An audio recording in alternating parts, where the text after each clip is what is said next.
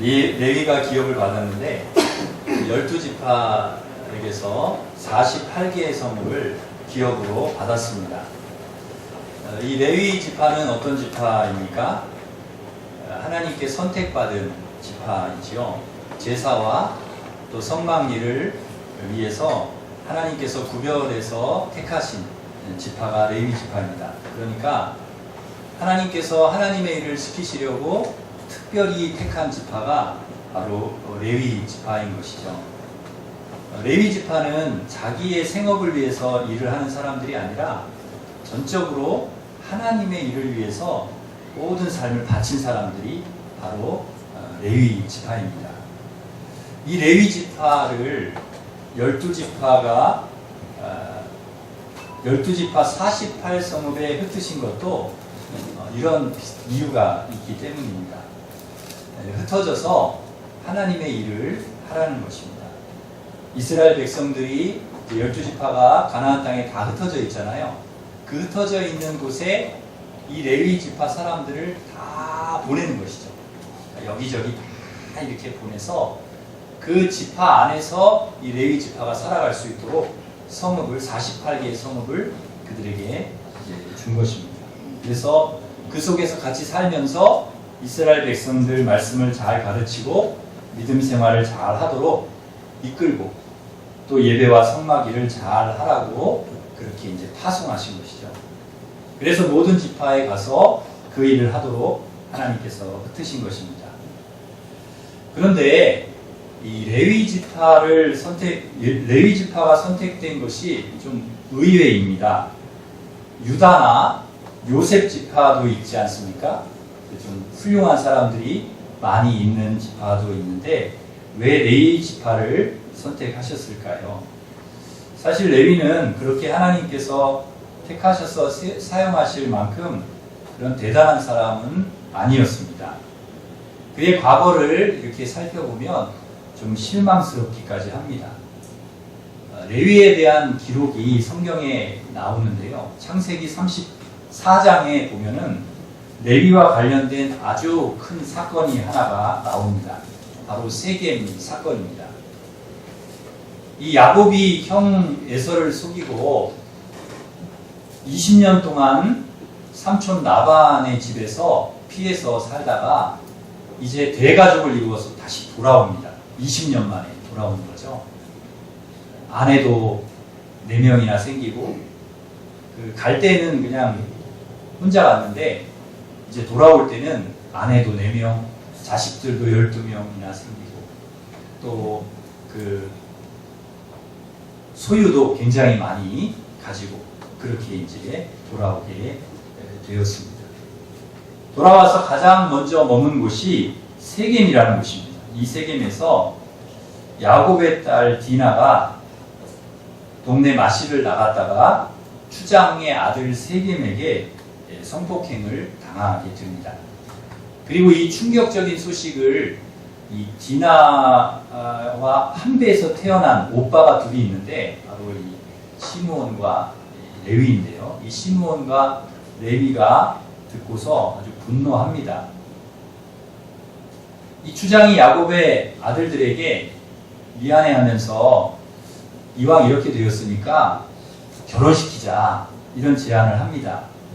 그런데 어떤 마음인지 이제 속은 딱 감추고 이 시므온과 레위가 속은 딱 감추고 겉으로 그렇게 합시다 이렇게 이야기를 하면서 한 가지 제안을 하는데요.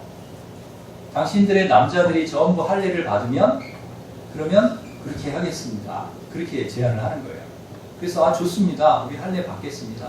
할례 받고 이렇게 결혼합시다. 서로 상호 결혼도 하고 이렇게 합시다. 그래서 이 모든 남자들이 세겜의 남자들이 할례를 받았는데요. 그런데 할례 때문에 끙끙 앓아누워 있을 때 이 시므온과 레위가 칼을 차고 가서 세겜의 남자들을 다 죽입니다. 한 사람, 한두 사람 죽인 것도 아니고 그 세겜 전체 모든 남자들을 다 죽인 것이죠. 그러니까 이게 살인도 보통 살인이 아니죠. 레위가 이렇게 못된 짓을 했습니다. 아주 무서운 사람이죠. 이 소식을 듣고 그 아버지 야곱이 그들에게 아주 끔찍한 저주를 하는 내용이 나오는데요. 그 내용이 바로 창세기 34장 30절에 나옵니다. 우리 창세기 34장 30절을 같이 우리 스크린을 보면서 같이 읽으시겠습니다. 야곱이 시므온과 레위에게 이르되 너희가 내게 화를 끼쳐 나로 하여금 이 땅의 주님 곧 가나안 족속과 그리스 족속에게 악취를 내게 하였도다. 나는 수가 적은즉 그들이 모여 나를 치고 나를 죽이리니 그러면 나와 내 집이 멸망하리라. 아멘. 이 말을 줄여서 이렇게 이야기를 하자면 너희 때문에 우리 집 망했다 그런 말입니다. 너 때문에 우리 집 망했다. 야곱이 이 일로 일평생 가슴앓이를 하면서 삽니다. 얼마나 가슴이 아팠던지 야곱이 임종이 다가와서 12아들을 다 불러놓고 12아들을 축복하는데요. 이 두 아들에게는 축복이 아니라 저주를 합니다. 축복이 안 나오는 거죠. 워낙 이 아버지의 마음을 아프게 한 자식들이라, 너무 나쁜 짓을 저지른 자식들이라 이 축복이 나오는 게 아니라 저주가 나옵니다. 그 마지막 임종을 앞두고서 그 저주하는 내용이 창세기 49장 5절에 나오는데요. 창세기 49장 5절에 뭐라고 말씀합니까? 시므온과 레위는 형제요 그들의 칼은 폭력의 도구로다. 이게 무슨 말입니까? 너희들은 살인병기라는 거예요. 아주 폭력을 일삼는 아주 못된 인간들이라는 말입니다. 이것은 마지막 세상을 떠나는 아버지, 임종을 앞둔 아버지로서 자식에게 할 말이 아니죠. 그만큼 이 시므온과 레위가 한 일은 이 아버지로서도 도저히 용납할 수 없는 그런 일이었다는 것입니다. 그런데 여기서 멈추지 않고 창세기 49장 6절 7절에 보면 또 야곱이 거기에 덧붙여서 또 더 심한 말을 하는데요. 우리 49장 6절 7절을 같이 한번 읽겠습니다. 내 허나 그들의 모의에 상관하지 말지어다. 내 영광아 그들의 집회에 참여하지 말지어다. 그들이 그들의 분노대로 사람을 죽이고 그들의 혈기대로 소의 발목 힘줄을 끊었으니이로다. 그 노여움이 또하니 저주를 받을 것이요 분기가 맹렬하니 저주를 받을 것이라. 내가 그들 야곱 중에서 남으며 이스라엘 중에서 흩으리로다. 아멘. 좀 심한 말을 하죠. 아빠가 자식들에게 축복이 아니라 저주를 하는 것입니다. 여기서 레위 지파가 흩어져서 살게 된 그런 배경이 나오는데요. 그것은 죄로 인한 저주의 결과였다는 거죠. 그런데 놀라운 것은 야곱이 레위에게 내린 저주를 하나님이 결국 축복으로 바꿔 놓으셨다는 것입니다. 아버지도 저주했던 레위였습니다. 그들의 행위가 얼마나 악했으면 아버지가 눈 감기 직전까지도 용서하지 못하고 저주했겠습니까? 그런데 신명기 33장 8절에 보면 모세가 죽기 전에 레위에 대해서 이런 말을 합니다. 신명기 33장 8절을 같이 읽겠습니다. 레위에 대하여는 일렀으되 주의 둠밈과 우림이 주의 경건한 자에게 있도다. 주께서 그를 마사에서 시험하시고 무리바 물가에서 그와 다투셨도다. 아멘. 여기서 우리가 주목해야 될 단어가 나오는데요. 주의 경건한 자라는 단어입니다. 9절입니다. 레위에게 뭐라고 칭합니까? 주의 경건한 자. 여기서 우림과 둠밈이라는 것은 제사장이 하나님과 이스라엘 백성 사이에서 하나님의 뜻에 대한 가부를 물을 때 쓰는 도구입니다. 그런데 그것이 레위에게 있다는 것입니다. 그러니까 레위를 통해서 하나님의 뜻을 물을 수 있고 하나님이 이 레위를 통해서 하나님의 뜻을 이루어 가신다는 거죠. 이 레위가 바로 주의 경건한 자라는 것입니다. 그러니까 누가 이렇게 레위를 만들어 놓으신 것입니까? 바로 하나님께서 그렇게 하셨다는 것이죠. 다시 정리를 해보면 레위는 원래부터 제사장이 될 만한 자격과 소질이 있어서 된 사람이 아닙니다. 오히려 아버지도 용서가 안 되어서 저주한 자식이었습니다. 그런데 그 그 저주를 하나님이 축복으로 바꾸어서 지금 이들이 우림과 둠밈을 보유하고 있는 경건한 자의 반열에 세워지게 되었다는 것입니다. 누가 이렇게 한 것입니까? 하나님이 그렇게 하신 것입니다. 그런데 계속해서 신명기 33장 9절을 보면은 더 기가 막힌 내용이 나오는데요. 우리 신명기 33장 9절을 한 번 더 같이 읽겠습니다. 그는 그의 부모에게 대하여 이르기를 내가 그들을 보지 못하였다 하며 그의 형제들을 인정하지 아니하며 그의 자녀들을 알지 아니한 것은 주의 말씀을 준행하고 주의 언약을 지킴으로 말미암음이로다. 아멘. 주의 말씀을 준행하고 주의 언약을 지켰다. 레위가 주의 우림과 둠밈을 보유한 경건한 자의 반열에 세워지게 된 그 이유가 무엇인가? 또 하나의 사건이, 중요한 결정적인 하나의 사건이 나오는데요. 출애굽기 32장에 보면 이 레위에 대한 아주 중요한, 왜 하나님께서 레위를 그렇게 사용하시게 되었는지에 대한 그런 내용이, 이유가 거기에 나옵니다. 이스라엘 백성들이 시내산에 도착했을 때 모세는 시내산에 올라가서 하나님으로부터 이제 십계명 돌판을 받아서 내려옵니다. 이게 하나님이 직접 써주신 이스라엘 백성과 언약을 맺기 위한 돌판입니다. 그런데 그 사이를 참지 못하고 이스라엘 백성들이 금송아지를 그 산 아래에서 만들어가지고 그 금송아지를 숭배하면서 먹고 마시고 막 춤을 추고 아주 난장판이 된 것입니다. 이 모습을 보고 모세가 하나님이 써주신 십계명 돌판을 가지고 내려오다가 그것을 확 던져버리고 그걸 깨뜨려버립니다. 그리고 금송아지를, 그들이 만들어 놓은 금송아지를 불태워가지고 그것을 다 물에 타서, 그 가루를 만들어서 물에 타서 그것을 다 마시게 합니다.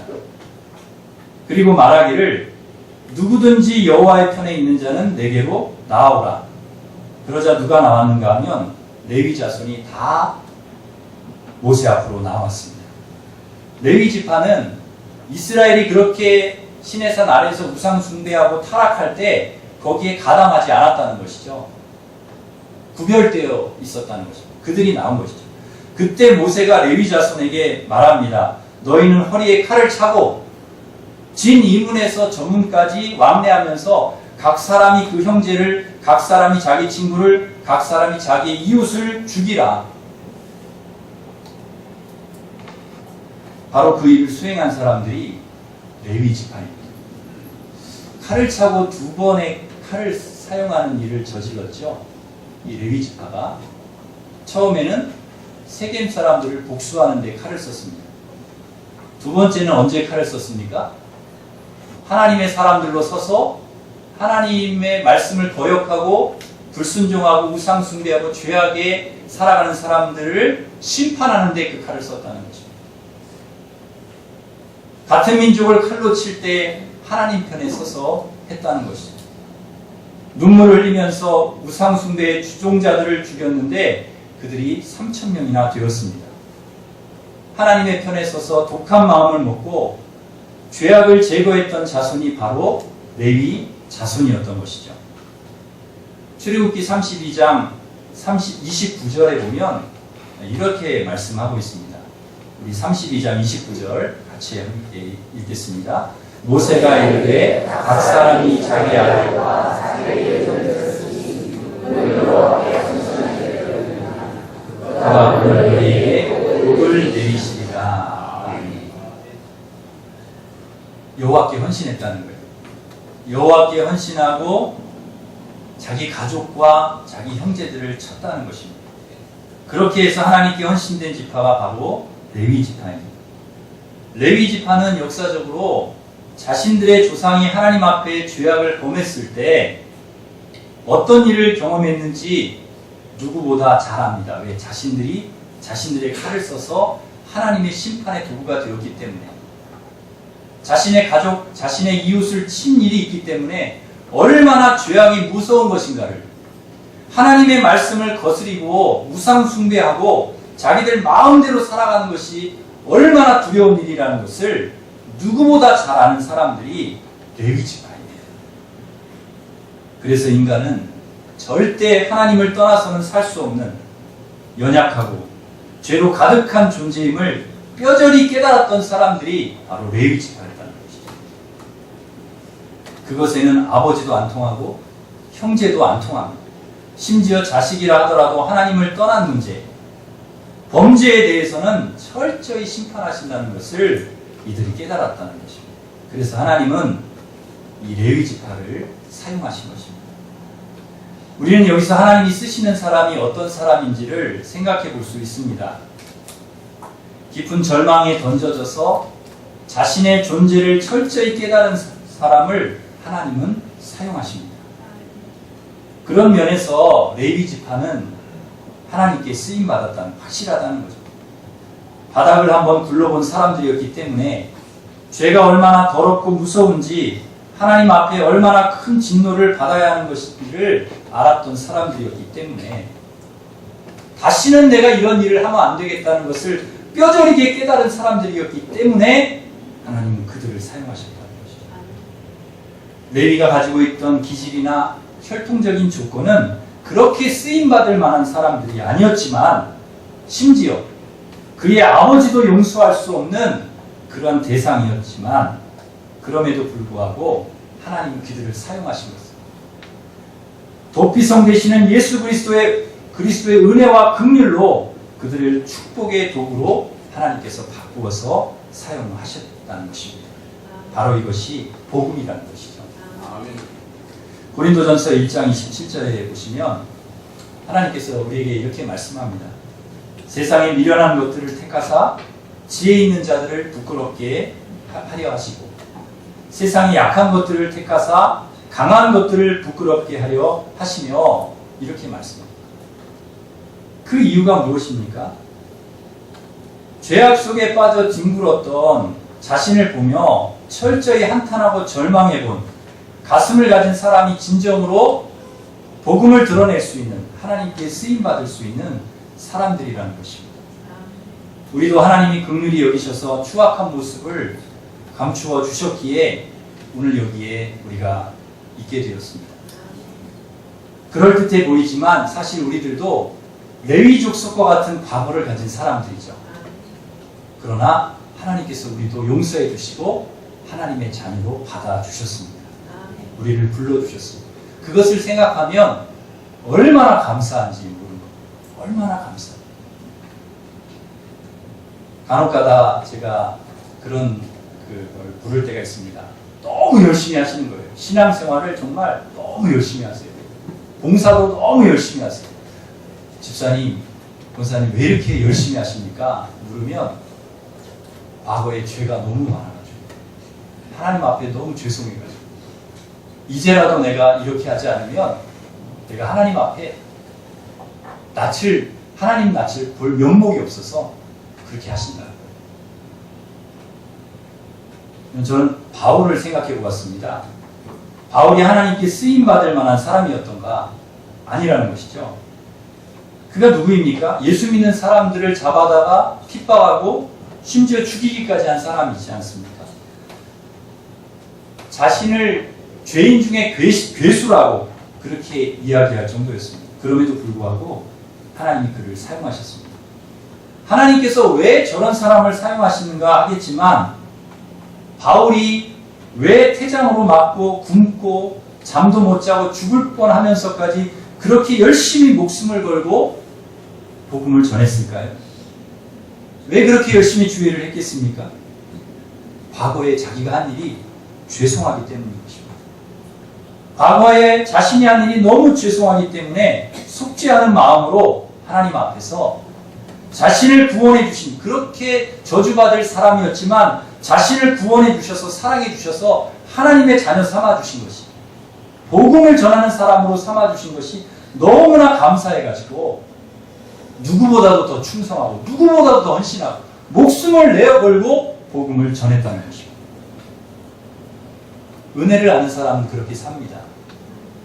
내가 어떤 존재라는 것을 알고 내가 과거에 어떤 사람이었다는 것을 알고 그럼에도 불구하고 하나님이 나를 사랑해 주셔서 구원해 주셔서 하나님의 자녀 삼아 주시고 이 복음의 반열에 세워주셨다는 은혜를 아는 사람은 그냥 적당히 신앙생활을 할 수가 없는 것입니다. 그냥 대충 신앙생활이 되지 않는 거라는 거죠.